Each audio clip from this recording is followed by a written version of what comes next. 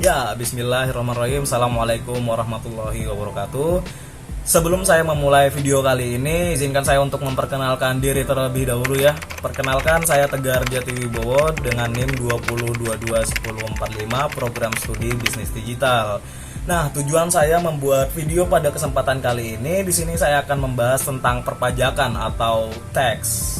Dan di sini saya akan mengambil referensi dari buku yang berjudul Principle of Microeconomics oleh Nicholas Gregory Mankiw, terutama di part 2, Supply, Demand, and Government Policy.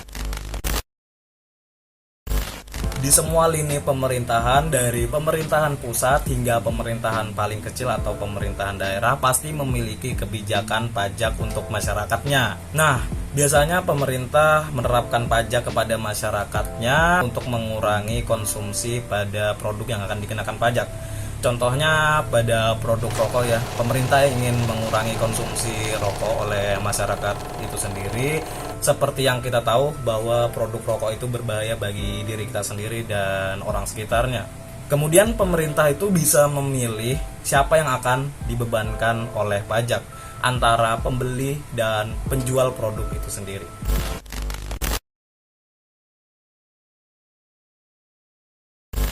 Khususnya pada video kali ini saya akan membahas tentang bagaimana pajak pada pembeli atau penjual memengaruhi market atau pasarnya itu sendiri. Dan di akhir video saya juga akan membahas tentang hubungan elastisitas dengan beban pajak. Pertama-tama kita akan membahas tentang bagaimana sih efek pajak pada pembeli memengaruhi market atau pasarnya itu sendiri. Dan di sini lagi-lagi kita akan mengambil contoh kebijakan pemerintah terhadap produk rokok. Kita bisa misalkan harga normal rokok adalah $3 per bungkus. Kemudian pemerintah menetapkan pajak sekitar $1 per bungkusnya. Maka otomatis penjual akan menjual rokoknya menjadi $3,5 per bungkus. Loh, kok bisa $3,5 per bungkus bukan $4 per bungkus?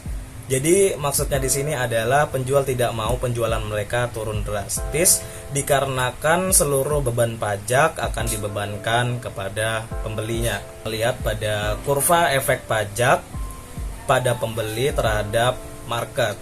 Kemudian jumlah keseimbangan rokok itu dari harga normal ke harga yang sudah ditetapkan dengan pajak menurun dari 100 pieces menjadi 90 pieces.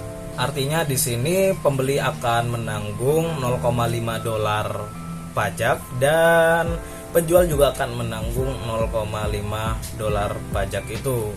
Nah, kurva permintaannya ini akan bergeser ke kiri, artinya permintaannya akan menurun karena dikenakannya pajak oleh pemerintah. Di sini kita juga akan membahas bagaimana sih efek pajak pada penjual memengaruhi market atau pasarnya itu sendiri. Sebenarnya kurva efek pajak terhadap penjual kurang lebih sama dengan kurva efek pajak terhadap pembeli yang sudah saya jelaskan tadi. Bedanya hanyalah kurva penawarannya juga bergeser ke kiri, artinya penawaran dari penjual akan menurun dari 100 ke 90 bungkus. Ketika pajak dibebankan kepada penjual atau pembeli, pasti akan ada yang namanya elastisitas terhadap beban pajak. Istilahnya gini, ketika beban pajak yang dibayarkan oleh pembeli lebih tinggi dari beban pajak yang dibayarkan oleh penjual, maka di sini akan terjadi ketidakelastisan beban pajak sehingga permintaan atau demand akan menurun. Nah, sebaliknya kayak gitu juga. Jika pajak yang dibayarkan oleh penjual lebih tinggi dari beban pajak yang dibayarkan oleh pembeli, maka akan terjadi ketidakelastisan beban pajak, sehingga penawaran atau supply akan menurun. Nah oke, jadi itu tadi merupakan penjelasan tentang bagaimana pajak pada pembeli atau penjual bisa memengaruhi market atau pasar, dan hubungan elastisitas permintaan dan penawaran terhadap beban pajak. Sekian dari saya, jika ada salah kata mohon dikoreksi. Kita juga bisa diskusi aja di kolom komentar ya guys ya. Saya Tegar Jatiwibowo pamit undur diri. Wassalamualaikum warahmatullahi wabarakatuh.